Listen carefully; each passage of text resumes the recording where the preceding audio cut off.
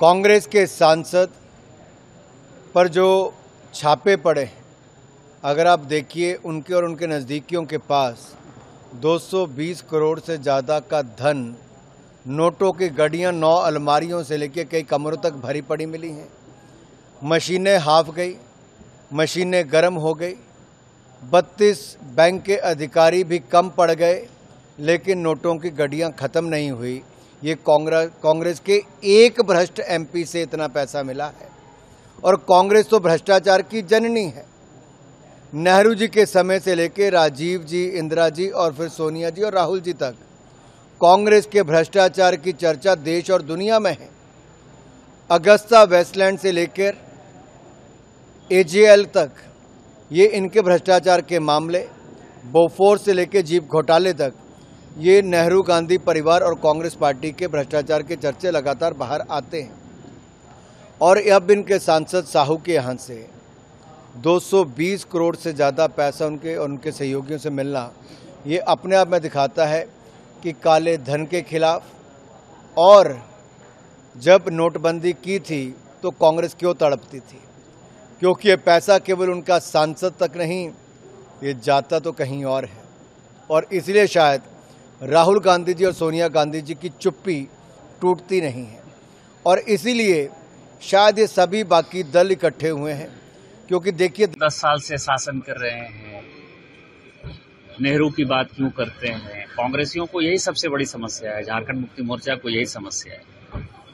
लेकिन आज ही आप देखें कि रेट जो चल रहा है पिछले 3 दिन से, कांग्रेस के ही सांसद हैं, वरिष्ठ सांसद हैं, तीसरी बार के सांसद। सुबह तक की जो मेरी जानकारी थी, हवाई जहाज में चढ़ने के पहले तक 290 करोड़ रुपया कैश गिनती हो चुका था। 8 लॉकर खुलना बाकी है, 10 कमरे खुलने बाकी हैं। ये संख्या जो है वो 500 करोड़ तक चली जाए तो मुझे बहुत आश्चर्य नहीं होगा। 500 करोड़ तो कैश है। फिर जो संपत्ति है वो संपत्ति हजारों करोड़ की होगी, जो कागज इनक्रिमिनेटिंग जो है डॉक्यूमेंट्स मिले हैं। तो ये कांग्रेस ने पूरे देश के अर्थतंत्र को, पूरे देश के सिस्टम को खोखला बना दिया है। और ये पैसा एक आदमी का नहीं हो, क्योंकि भारत जोड़ो यात्रा में आपको ध्यान हो कि धीरज साहू ने बड़ा बढ़ चढ़ कर हिस्सा लिया था और राहुल गांधी के साथ उनका कई एक फोटो भी वायरल हुआ है।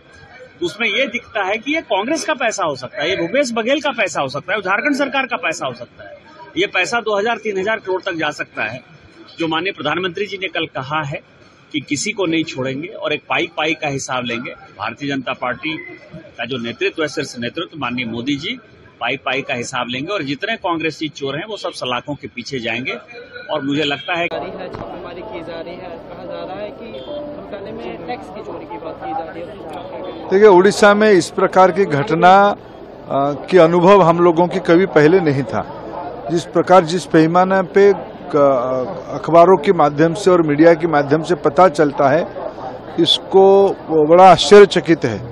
सुनने में आता है कि कांग्रेस पार्टी की एक सांसद की वहाँ ये सब घटना हुई है।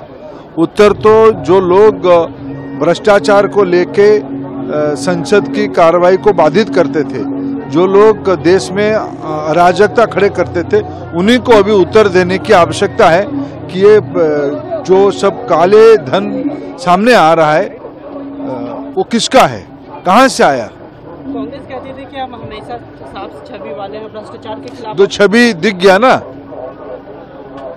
छवि तो दिख गया। करोड़ों रुपया, कोई 200 लिखता है, कोई 300 लिखता है। आज तो उड़ीसा के एक अखबार ने 500 भी लिखा है। क्या पता, ये बड़ा चिंताजनक विषय है।